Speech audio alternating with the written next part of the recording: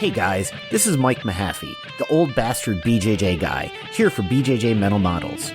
Back in my day, we had to walk uphill in the snow both ways to get to the academy just to learn some crappy technique from a random purple belt. You kids have it so easy because now you can just subscribe to BJJ Mental Models Premium and get tons of great audio courses to learn new techniques, enhance your mindset, and entertain yourself. You can even get personalized rolling reviews from some of your favorite BJJ Mental Models coaches, including me. It's like having your own seminar, you spoiled little whippersnappers. So what are you waiting for? Subscribe to BJJ Mental Models Premium right now, get off my lawn, and go train.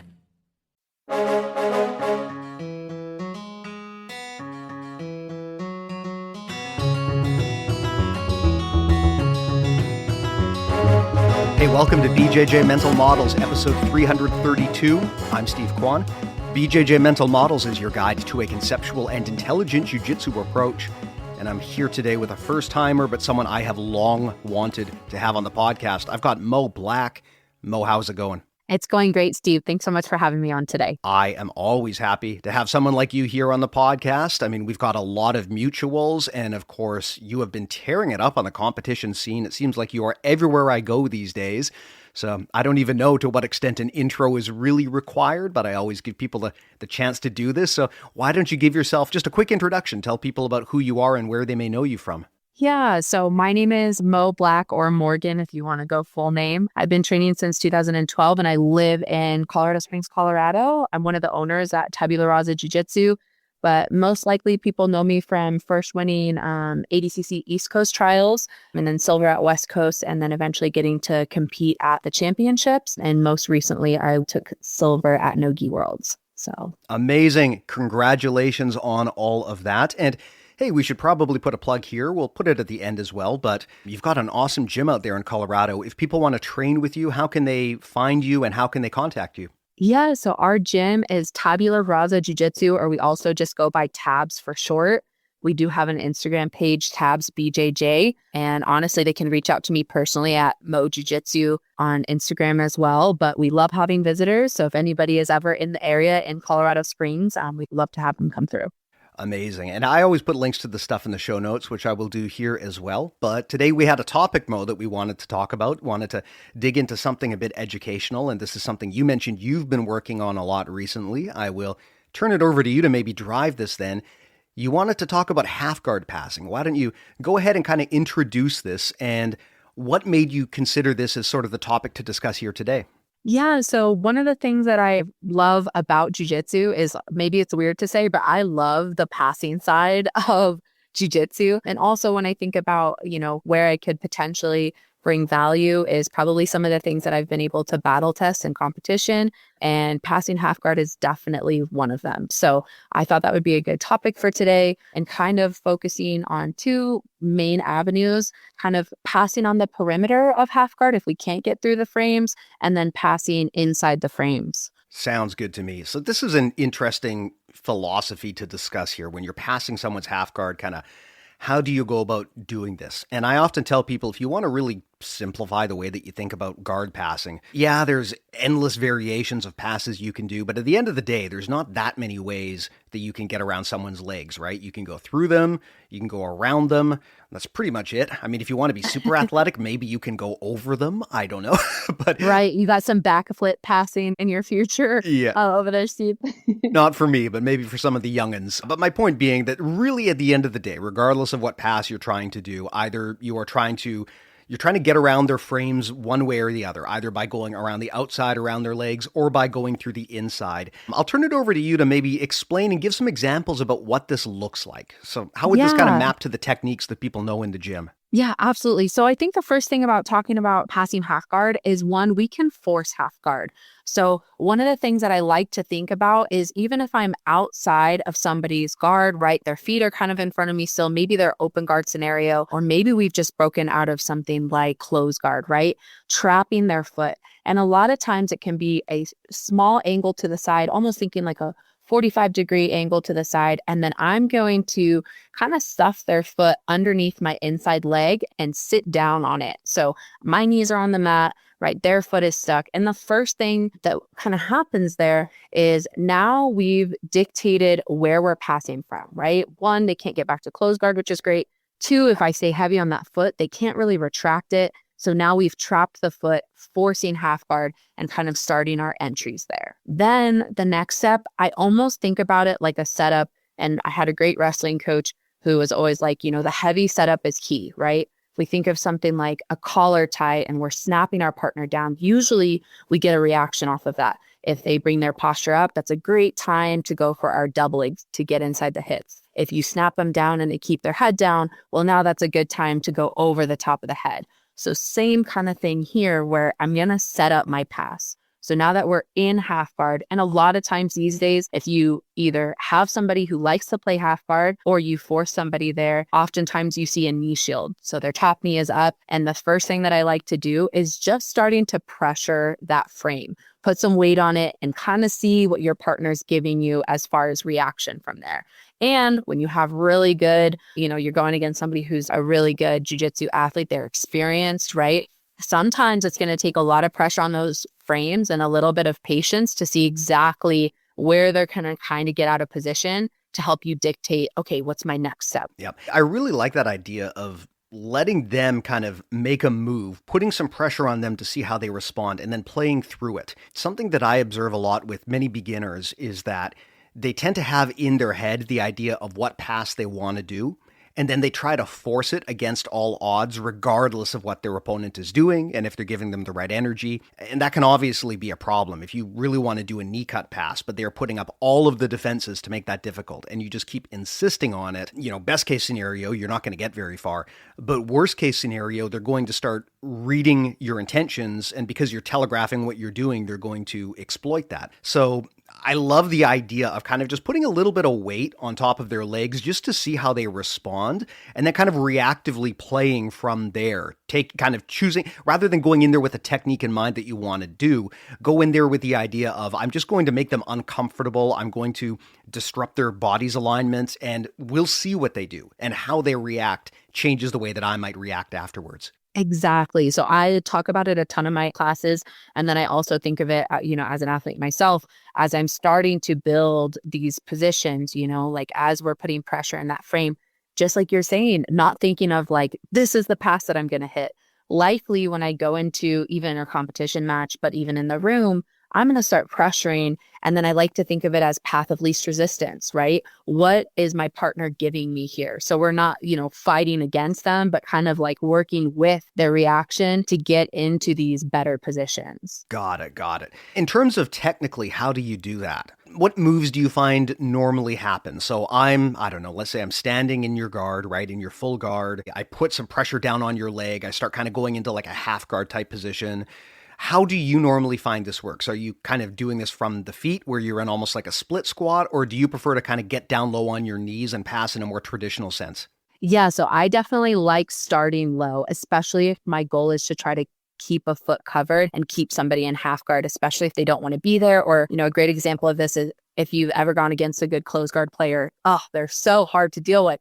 So it's like once you open up their guard and you get that foot covered, I prefer to start on my knees. And this is kind of where we have this initial, kind of avenue that we're going to give our partner. They can pick one or the other, and that's either going to be our weave or getting inside those frames. So a lot of times, if I want to weave pass, I'm going to start to scoop that kind of like an underhook on that top leg on their knee shield and pressure in. Now, if they don't give me any reaction back, I can start working into the frames. But a lot of times when people try to correct their position, they kind of bring that knee a little bit lower, that shin's a little bit more underneath your chest. And then I'm going to kind of use my chest over the top of their knee to then force them into more of a weaved position so that their knees are pinched together. And now that's where we're going to start to work around the perimeter a little bit more. Yeah. I also love the same strategy. If I can get someone into some sort of half guard so I can clear one of their legs, which is normally my focus, I like to immediately drop down low and kind of sit down on their feet, sort of like you're talking about. I know there are things you can do from standing there, but I'm not the best leg locker in the world, and I don't want to have to deal with people who are. So I generally find that when I am in someone's guard, as soon as I get an opportunity to kneel down and kind of hold them in position, I would prefer to do that rather than get into a whole bunch of big dynamic movements. And I have found personally this idea of, let's forget about the guard pass. Let's just try to get to half guard. Let's just focus on clearing and pinning one of those legs. That makes it such a much better position for me to then continue to proceed from there. I find it much easier to settle into a half guard and pass from there than to pass from someone's full guard or open guard. So these days, rather than trying to just do like a pass right from a fully established guard with both legs in front of me, my focus is normally, can I pin or contain one of these legs? And from there, once I get into that split squat or a kind of a kneeling half guard, then I can start doing passes that, to me at least, have a much higher percentage. Yes, totally agree with that. I love the weave pass because you can do it gi or no gi. And then I kind of use almost like my wrestling, like head position. I love the head in the way kind of passing style here. So as soon as we get those knees kind of pinched together, then I'm going to start putting my head in the way. I tell people kind of like where you'd imagine having a unicorn horn, you'd be stabbing your partner in kind of the torso. So even though they're still kind of on their side, we don't have them pinned shoulders to the mat. We have good control with our head kind of inside their frames a little bit, and then looking for some sort of upper body grip. So I'm going to take, if I have a gi, I'll go for a bottom collar. If I have, somebody in no gi, I can even just pin their wrist or even get a chin strap if they're really curled into you. And then that's when we can really, now that we have like knees folded together, we have some sort of upper body control, is when we can really start like, okay, now we're starting to look kind of the next step to pass there. I love that you brought up the importance of head position when you're passing the guard. I've got a friend, Jesse Walker from Rough Hands BJJ, and he does this a lot, where he does like a modified Sao Paulo pass where he basically uses his head to just drive into your sternum and hold you in place, and it sucks. Like it's not something that you see very often, but people tend to neglect the importance of head position and head placement in a situation like this. We tend to be so focused on what we're doing with our hands and even with our legs once we get a bit more experienced. But against a good grappler, you need every tool that you have. And in half guard, if you can use your head kind of as a way to wedge the person in place or to keep them pinned, that frees up your hands to do other things. So a big part of my passing game, if I'm in someone's half guard, is I like to get my head relatively close to theirs so that I can start pinning them in position with my head. And then my hands are free to actually complete and secure the pass and get into a better position. So a common mistake that I think people make from that position is forgetting the power of using your head. I mean, you don't have the same dexterity, of course, that you do with your hands where you can grab onto stuff. But man, if someone drives their head into you, it sucks. It's a really good way to maintain space and to also hold people in position. As long as you make sure you don't get choked, it's a very powerful tool. Absolutely. Yeah, I totally agree. And one of the things that I actually really like keeping my head in the way in passing positions for is also it prevents, your partner from elevating you and getting to your legs. You kind of have that stopper in between you and your own hips, right? So maybe if we have that leg covered, but you have a lot of sneaky people out there that'll get, that top knee shield maybe becomes a butterfly hook or something like that. If I can still keep my head in the way, I have a lot of different frames that they still have to get rid of to be able to kind of start to elevate and get underneath me. So, our head position is key for a lot of those. And I use my head a ton when I'm passing, a ton. So yeah. And then once we get out to like angles and stuff, we have our head in the way, right? We can kind of rest our whole body weight on our head that's on our partner, as long as we have good position here. So as soon as we get that head in the way, we've got their knees pinched together, we can now start working to free our leg that's still kind of in between their legs, and we can sprawl out, or a lot of times you can like back kick, so that we can now get out almost teed out to our partner. And then there becomes another, what's our path of least resistance? If I tee out to my partner, my head is in the way, and you can just tell they're super uncomfortable. Sometimes you can drive right into side control. If you have somebody who's really stubborn and they're like, nope, I'm staying curled up, I'm turning into you, that's a great time to go around the head, which obviously is a lot more motion, but oftentimes you can get back attacks from there, Kimura traps, even to north-south, but we're past the guard. So it's like, phew.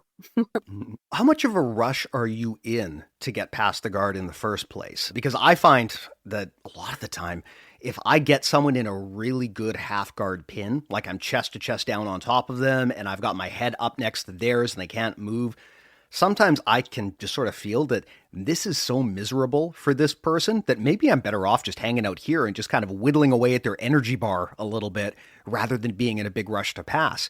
Now, of course, there are strategy considerations there because it depends on the rule set you're under and what the clock says. But what are your thoughts on how quickly someone should pass from half guard? When is the time that someone should actually advance position and try to get out of that half guard and into side control or whatever the next position in the sequence would be? Yeah, I think it really depends on what kind of pass you're doing and how much control you have.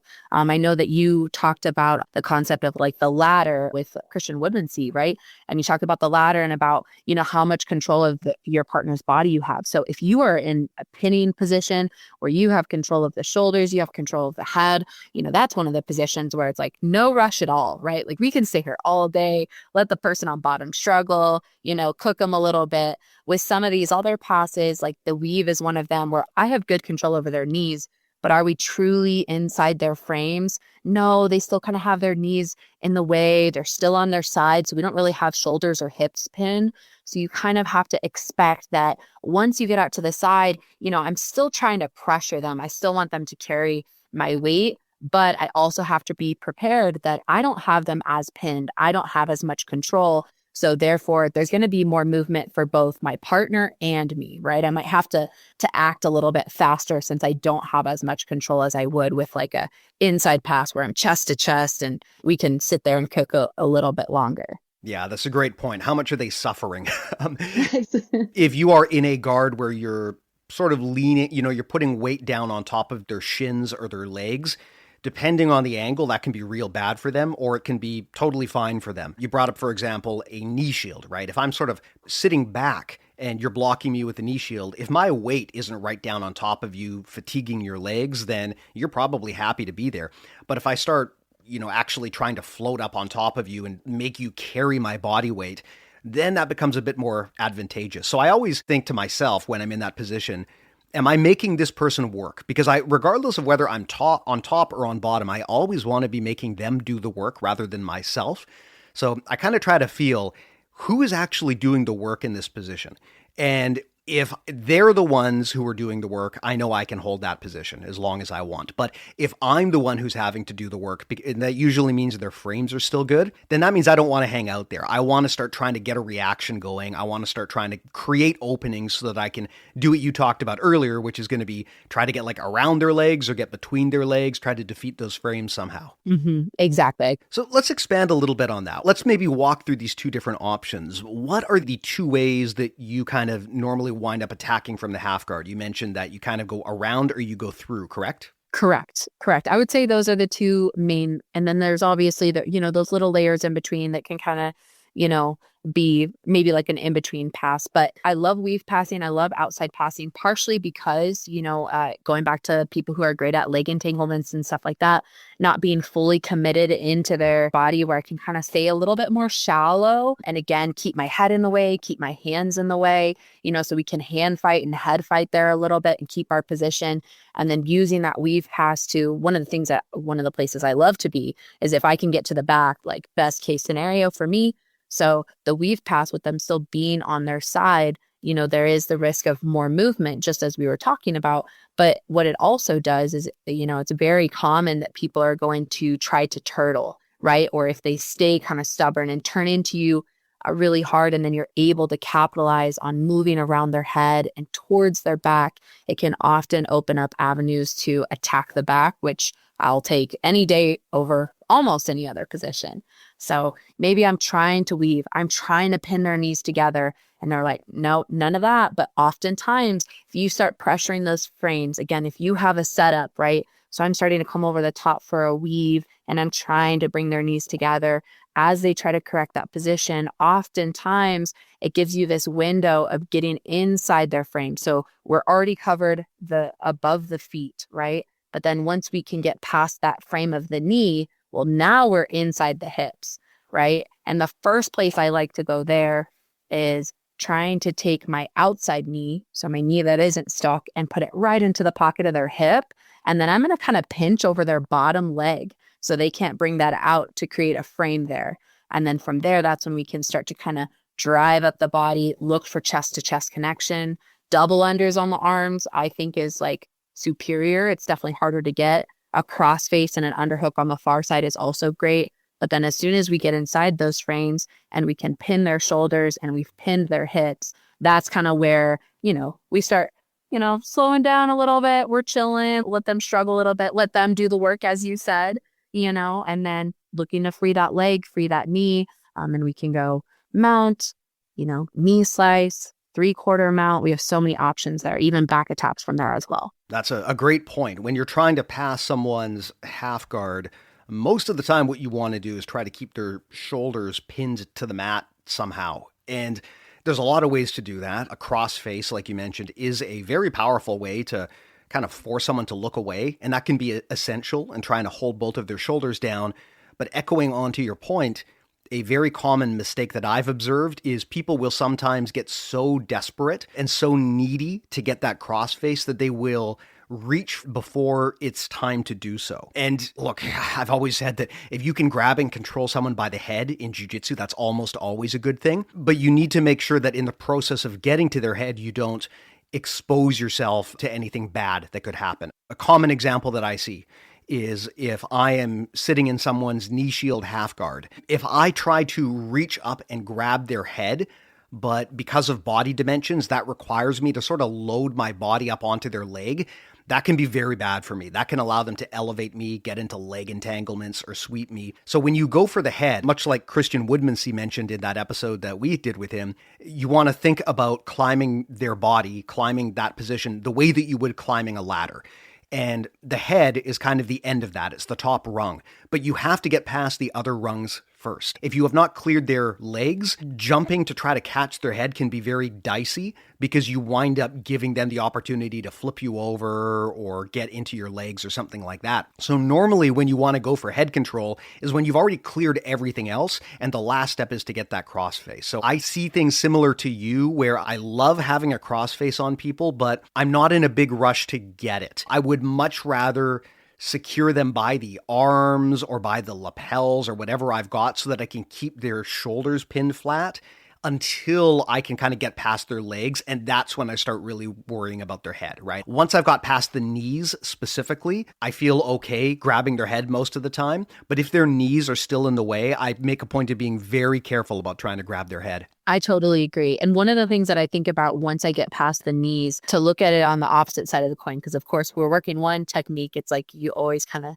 start to see the other side of things. And as a guard player, I actually love half guard. So one of the things that I talk about a lot is like when you're playing half guard, you want to be kind of like a clam, right? You're always on your side and you can kind of, crunch in and kind of crunch out, but you never see a live clam that's like completely open, right? Then you've like lost it all. So you don't want to get completely pinned to the mat.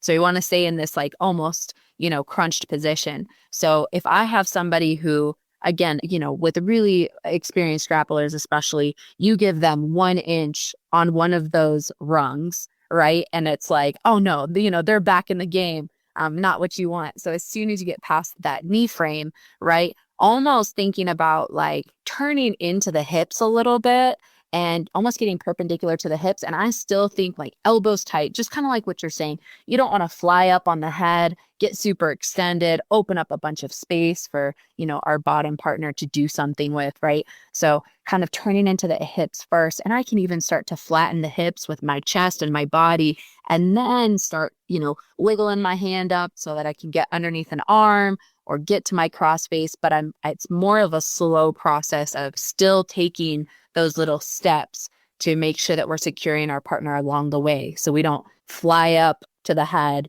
and open up a lot of space for them to do something with. Got it. When you are going around someone's legs to pass their half guard versus going through their legs, does that change the way that you do anything? So I guess an example, just to give people a bit of a visualization, and you tell me if you agree with my definitions. Examples of passes that go around the legs would be things like a Toriando, or also known as the Matador pass, or a stack pass. Examples of going through the legs would be something like a knee slice pass. That's probably the most obvious example. And I would love your thoughts on whether you change what you're doing a bit depending on whether you're going for an outside pass or a through pass. Yeah, I would say with the outside pass, you always have to be ready for a quick change in direction, right? Because again, when we are outside passing, we haven't, done our due diligence on controlling all those wrongs, working up the body and having as much of our partner pinned to the mat. So a lot of times, anytime I'm going to do any sort of outside passing, there's more movement, right? I might start passing one way and I got to get ready to go the other and the other. And with those passing kind of styles, also sometimes be ready to break connection too, right? Your partner's more mobile, you're more mobile, but if they start getting something that looks like it's going to be beneficial to them, and something that I feel like we forget about sometimes is just not accepting whatever they have, right? They get a hook or something like that. It's like, okay, now we have to break out and kind of start our sequence over again. With through passing,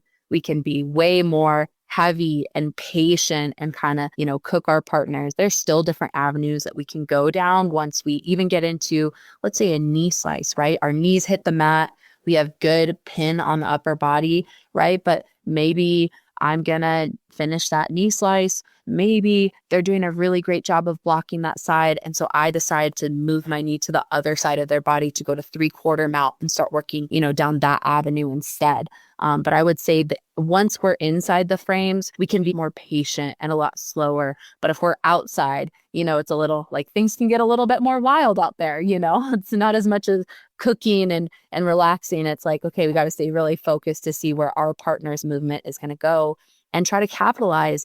If you start moving to the left, I start passing to the left. Let's say a Toriando. I start passing to the left and my partner commits super hard. All their frames are facing my legs, not forcing the pass to that left side, but just making a quick change of direction. And oftentimes we can capitalize getting behind the hips, even maybe some sort of back exposure at that point if they really committed. Yeah. A big difference between an outside pass versus a through pass is how much motion you as the passer need to do. They always say that the shortest distance between 2 points is a straight line. Well, with an outside pass, most of the time you're not quite going in a straight line. Sometimes you are, but a lot of the time you have to move your body more because you're going around them, right? You're kind of going around their perimeter. Sometimes that's not so bad. For example, with a stack pass, usually isn't that bad, but with a Toriando or with a long step, you have to do quite a bit of motion to get around their side. And that's fine, especially if motion is kind of your A game.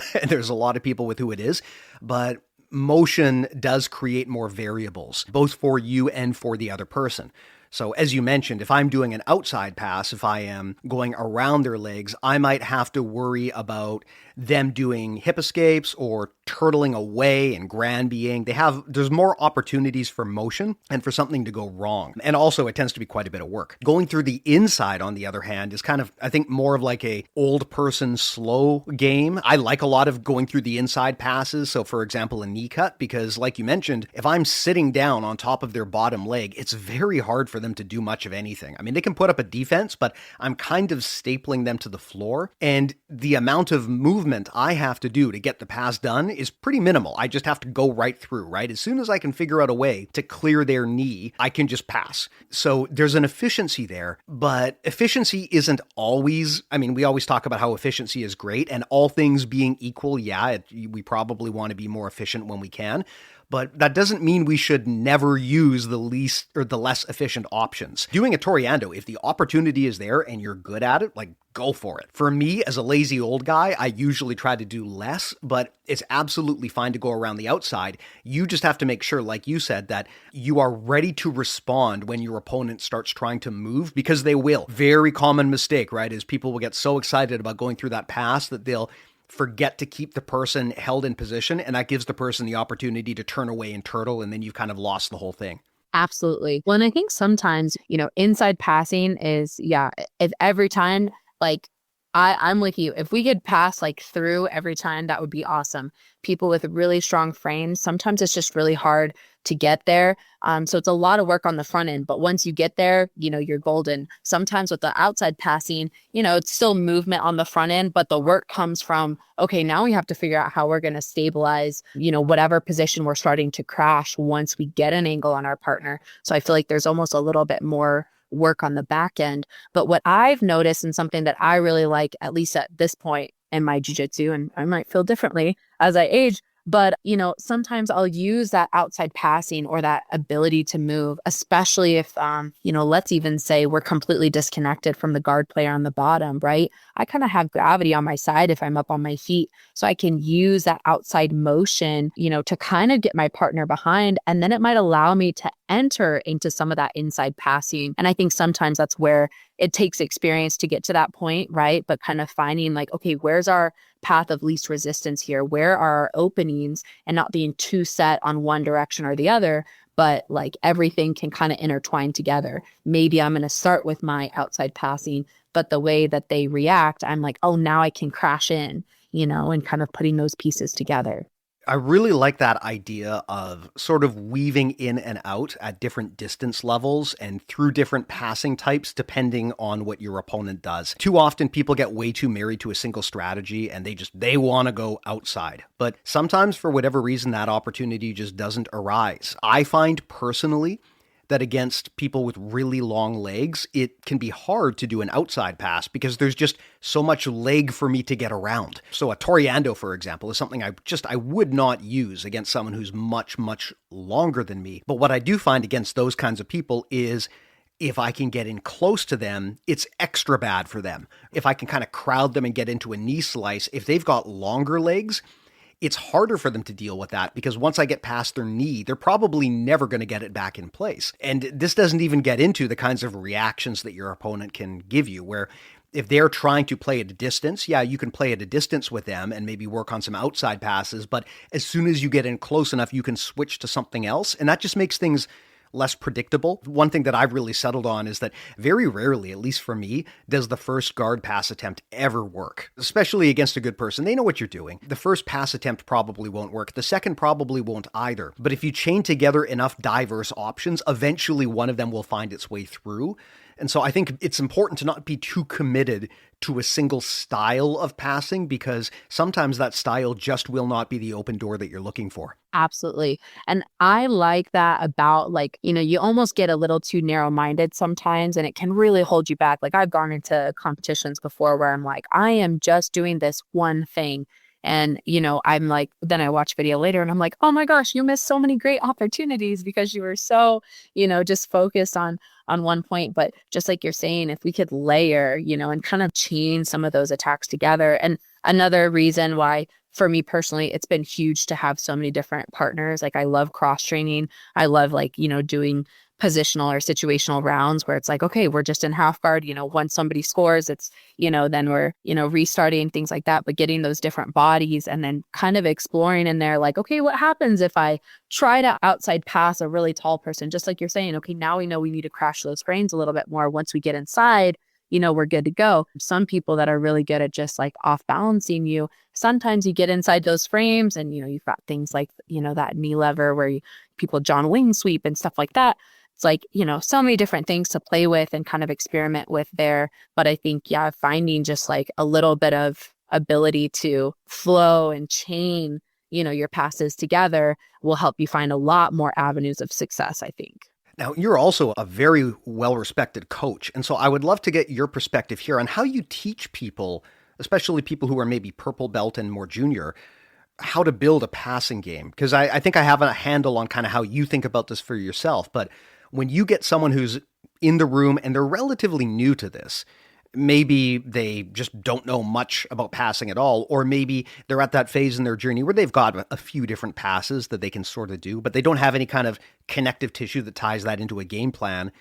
How do you as the coach help people figure that out and kind of create their half guard passing identity, I guess you could call it? Yeah. So, well, First of all, I really think it's important to think about the individual because there's so many different ways to coach out there, right? And one way that works for one person isn't the same way it's going to work for another. So it definitely depends on the individual to some degree. I definitely try to, anytime I'm passing, I like to talk about, the concepts of like what we're doing and kind of the meat and potatoes of what we're doing because, and I know this has been talked about on here quite a bit, but if I just teach to my body style, right? My body type and like my style, I'm going to lose some of those people in the room. And we want to be able to teach many people, not just people that are built like us. So I like giving them kind of the concepts behind where we're going, but I also like to show them a couple of different passes in the same positions so that they can kind of experiment with them. Like, hey, here's a couple. And then it's great because at our gym specifically, we have a lot of people who I think of it like collaboration, right? I love when we start discussing techniques and somebody's like, oh, I'm finding, you put your knee here, but I put my knee here. Or, you had your cross face and your head position over their shoulder. I put it above their head. And we have these discussions. And I don't really believe in a lot of hard no's in any position, right? You got to know kind of your foundation before you can really break some of those rules. But having those discussions along the way of like, okay, as long as we have a Y in this position, are you still pinning the shoulders? Am I still pinning the shoulders? Fantastic. Then we're both succeeding in this position, even if it's a little different. Yeah, I love that insight. This is one of the things about jiu-jitsu that's so great. And I think people sometimes take too long to realize this, but you can really customize jiu-jitsu and make it your own. You can break the rules as long as, like you said, you're kind of still doing the core concept correctly. For example, for a long time, I mean, I started training back in 2008. And I was always taught that when you get someone in half guard, you cross face them with your near side arm and you underhook them with the far side arm, right? I was taught that's how you pass half guard. And I know now that that is a way to do it. And it is maybe an old school way, but it's far from the only way. My goal is I just want to get past your knees and I want to keep your shoulders pinned to the mat. If I can do that, where my hands are doesn't really matter that much. So what I've started doing is rather than cross-facing with the near side and underhooking with the far side, I now underhook with the near side and cross-face with the far side. So almost like I'm kind of putting them in a head and arm triangle, which is very different from what many people do. And you brought up another good example about going for double underhooks when you pass, right? So there's a lot of different ways to do this. And I think we have to, kind of celebrate the fact that everyone's different. People have just different weird body types and attributes and interests. And sometimes people come up with a really cool, novel way to pass the guard. And man, what I always say is like, look, if you're getting past their knees and you're controlling them the whole way through and you're keeping their shoulders pinned and you can secure this thing, then do what works, man. Exactly. Well, and sometimes, I still am very open-minded of like learning new ways of doing things and things like that. And I've had people who've been training less time than me, or maybe they have, we get to train with a lot of great wrestlers, right? And the way that they're going to pin someone is very wrestler-like, right? So by just having these discussions, it's like we can continue growing and also remembering that, yes, we can do this in so many different ways. Like, are we still, just like you're saying, like, are we still both pinning the shoulders with your near side underhook and then, going cross-facing with the far arm? Different. But if you're still pinning the shoulders and still having success there, like, okay, great. We're doing the thing, right? Like we're succeeding there. That's great. Yeah. Now, how does your game here change depending on their body type? So you're trying to pass someone's guard. How does this change for you if they are, say, maybe your size or a little bit smaller versus if they are like significantly bigger than you, like up several weight classes? I mean, of course, from a competition perspective, this may come up sometimes, but most of the time where I think this comes up for most people is just in the gym, right? We give people all of this advice about how to do jiu-jitsu, but we sometimes forget to mention that, hey, like if you're 120 pounds and they're 250 pounds, there's going to be some things that work and some things that don't. And I'd love to get your perspective on how you change your passing strategies depending on their body type and their dimensions. So this might be kind of a different answer to your question, but actually the way that I prefer it is I like using techniques that is trainable on just about anyone. And obviously there's a little bit of difference with size disparities and stuff like that. But I would say the biggest thing for me is if I'm going with one of our guys in the room that's 185, let's say, with 50 pounds bigger than me or so, I might just have to be a little bit more diligent about my positioning for example, if I get inside the frames, I will still try to get inside the frames on somebody who's bigger than me, but I am uber focused on where my weight is distributed, right? So I still have, I crash the frames, I'm in chest to chest. Let's say I have a cross face and I'm tracking that underhook, but I know that they're going to try to off balance me. So my toes are super active and my underhook hand, instead of being glued underneath their arm, is I'm caging their hip or their body with my elbow on the mat, but then I'll plant my hand out so that I don't get off balanced in any direction. But my goal is still going to be the same. It's still going to be getting inside those frames and pinning. And to be completely honest, my passing game doesn't change too much from that person to, our 107-pound teen blue belt kind of thing. It's going to be very similar. Of course, I'm watching how much weight I'm putting on the smaller person, but I'm just more diligent about where my weight is distributed. If I'm going against somebody that's bigger than me, is, I would say, the biggest thing that changes for me. 100%. I agree with you completely. I try to the best extent I can to choose techniques that are as close to opponent agnostic as possible. I don't know if there really is truly such a thing as a technique that works on everybody, but to the best extent that I can, I try not to relearn jiu-jitsu. I would rather learn a few things that I can use in most places rather than a bunch of things that are special purpose and only work in one or two places. And the big difference when you're fighting a monster is center of gravity, because a lot of the things that we all poo-poo and say this is bad jiu-jitsu, like trying to bench press a person, that is completely legitimate if you are just that much bigger than them. And to me, this, especially against bigger people, this is like the number one way that they sweep me, right? Is if I'm in half guard and I put just too much of my weight on top of them, or if they're able to trap my arm while I'm going for an underhook and now I can't get it out, if they've got a sufficient body weight advantage, sometimes they can just roll and I have to go with them and there's nothing I can do about it. So this all comes down to center of gravity. And the advice I normally have for smaller people is if you are against someone who is much, much bigger, just be very careful that however you place your weight on top of them, you never give them control of your center of gravity, because that's where things like the bench press and the barrel roll and all of that big person stuff comes into play. It is very effective for all of the crap that it gets in jiu-jitsu. I mean, if you have the attributes to do those moves, do them, right? They absolutely work. But for the smaller folks among us, we just have to make sure that we don't make that too easy for bigger people by dropping our center of gravity on them. So again, where this comes up in the context of half guard is if you've got a knee frame in the way and I kind of lean on top of that, I got to be real careful. Yes, I can float, but really the whole game of a float pass is I'm trying to change the angle so that you can no longer really control my center of gravity. I'm basically just fatiguing your legs. If you lean on top of a heavy person and you let them get your center of gravity so they can tip you one way or the other, that's going to be a problem. And often you can kind of fix this by just being a little bit off to the side and never directly over top of them. Absolutely. And that's actually, a great reason why I love the outside passing, weave passing, things like that, because, you're not sitting right on people's frames. The thing that I also like about half guard is, if we're talking mount, right? Oh my gosh, I will not mount somebody that's significantly bigger than me, because just like you're saying, and not a problem, but if they're just able to bench press you off, or maybe they do a legit sit up escape, right? Once they get that frame in there, it's you feel like a small child, you're getting launched off.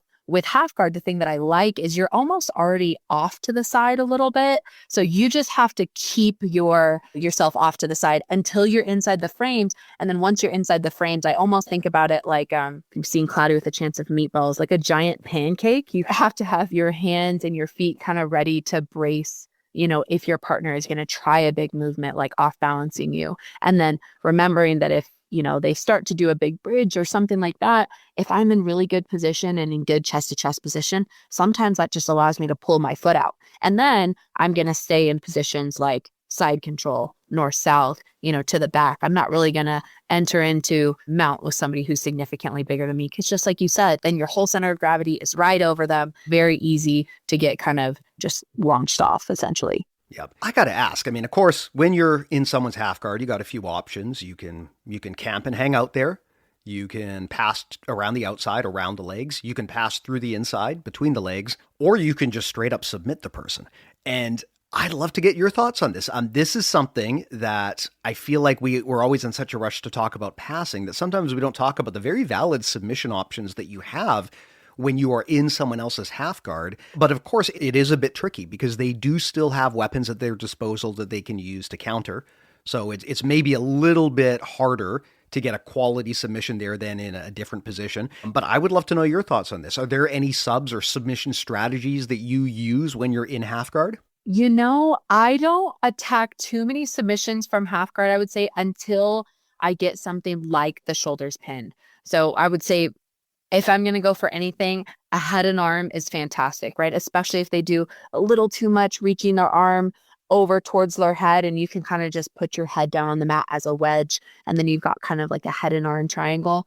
I'm usually more of position first, and playing with fire a little bit when you're still in somebody's guard is definitely something I'm just like a little wary of, especially when you have so many good grapplers out there, and still being on the competition scene at this point, just trying to give myself the highest percentage finish or position I can. I usually try to pass before I'm looking for a submission. However, end of the match or end of the round, maybe in the room, now there's obviously some leg locks you can even look at, giving up position potentially maybe, but also maybe getting a submission out of it. Or again, if I crash those frames and I can find a head and arm choke, I'm not opposed, but ideally I'm usually pinning the shoulders before I'd look for anything. Yeah, I think where a lot of people lose submissions from positions like half guard is where they see something that on the surface looks like a submission, but the person's shoulders aren't pinned and they aren't contained or controlled. And so when you go for it, you just get swept or something else happens to you. I agree with you that really the time to submit is if you've got that person pinned and they are as helpless as they would be if you had them inside control. If they're still actively fighting and trying to sweep you, it's probably not time to try to finish that submission. I mean, that said, there are people out there who do this. I mean, one of our sponsored athletes, Amanda Bruce, I watched one of her competition finishes recently, and she just straight up dog barred someone from top half guard, which is not my A game. It's not a move that I do, but I mean, these things do exist. The one thing that I would suggest to people is you don't necessarily need to finish a submission from top half guard, but sometimes having legitimate threats can distract people from the pass, and sometimes the pass can distract people from the actual submission.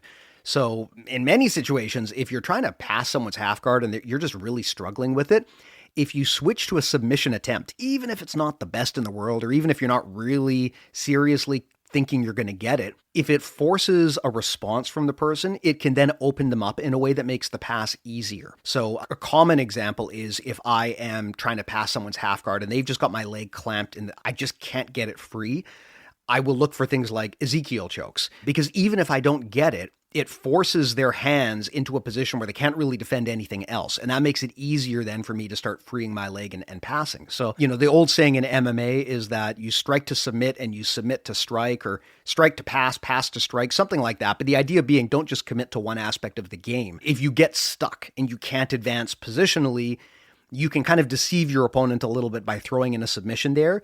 And that kind of makes them think, oh, I got to defend this now. And then that opens things up. A great example that I found is if you can threaten a guillotine on someone as you pass their half guard, usually their whole half guard game just completely falls apart because it's so hard to positionally advance or even maintain position if the other person has you in some sort of guillotine, even if it's not the greatest. So what I often do is if the person is bringing their head in too close to me, and this often happens if they're like a leg locker and they want to get underneath me, I will just threaten a guillotine because that basically occupies the entire top half of their body while I then go and finish the pass. That's a great point. And especially because if you are attacking, and not only does their mind go there, but usually, like to your point of going for a guillotine, right? If you start to get that chin strap there and their hands go up to fight that, well, now you might have openings on the arms where you can start to flatten and pin there off of it even, right?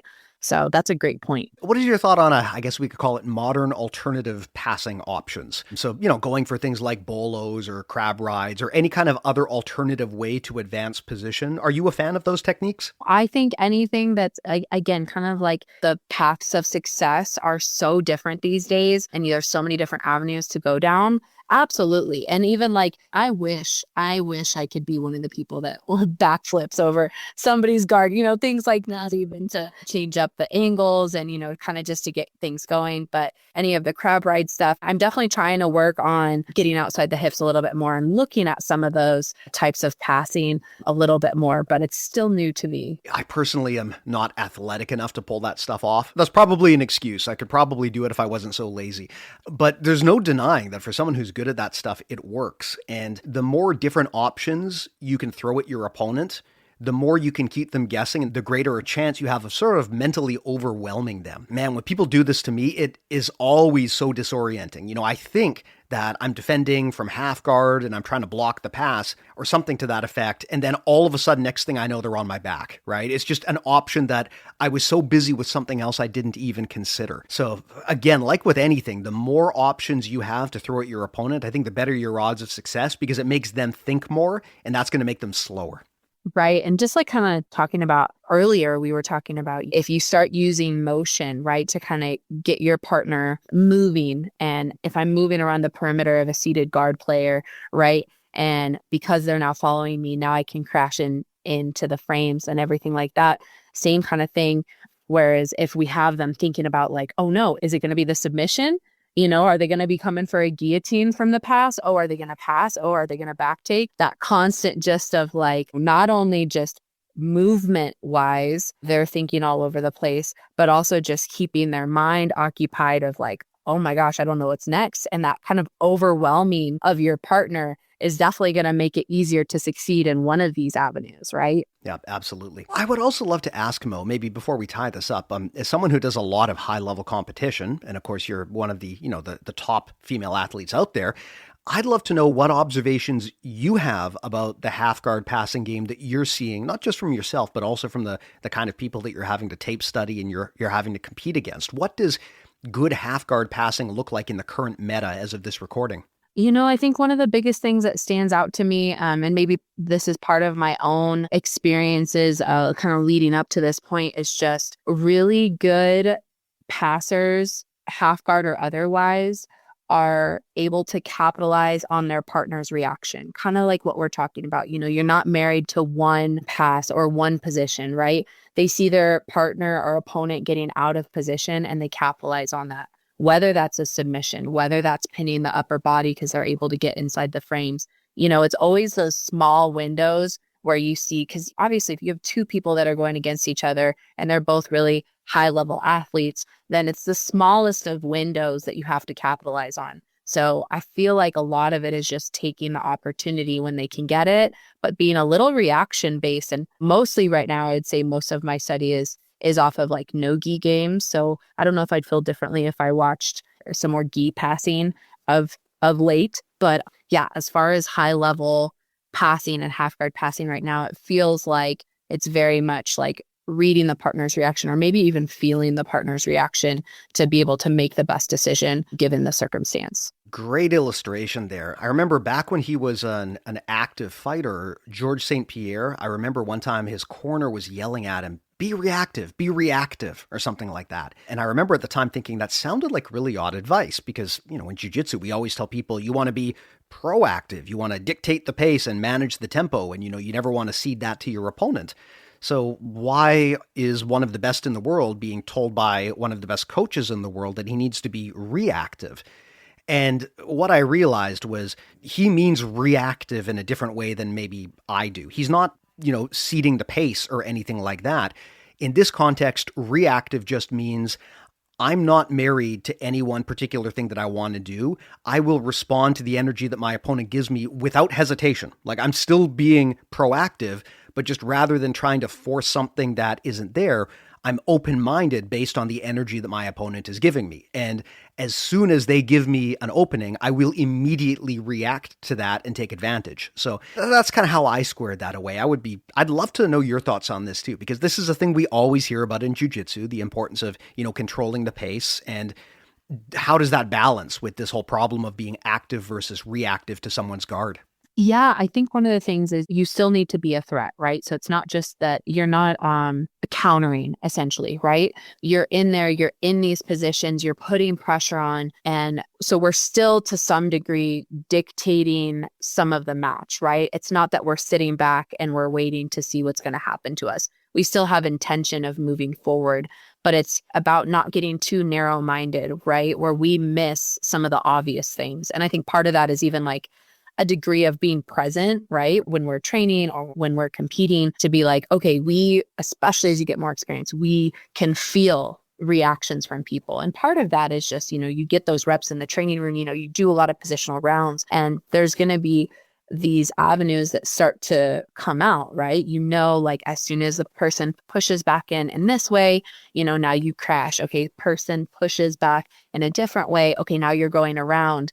And so we're still moving forward. We still have intention, but we're not too narrow-minded where we have to get this one thing. And if you have somebody who shuts down that one thing, then you're like, well, now what, right? It has to be this like, okay, maybe we're even pushing for a certain reaction, but if they give us something different, like, okay, I know enough, I've been here before, I've let my body kind of do the work and I've experienced this position enough that I'm now able to move with that, right? So still moving forward with intention, I think that's still very important. You're not like back on your heels waiting like, okay, what are they going to do?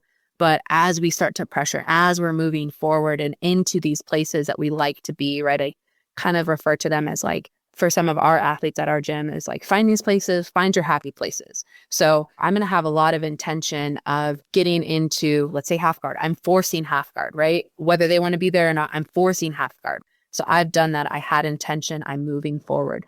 But then I'm going to play in there and I'm going to kind of see what their reaction is. I'm driving. Okay, now they've opened up that space to crash those frames. Okay, I'm going to go chest to chest here. Because to not take that, to not be able to react to that and force something else would be silly. And then maybe I miss a really good opportunity. Amazing, Mo. Well, fantastic chat. Anything else on this topic that you wanted to discuss here, or did we cover everything?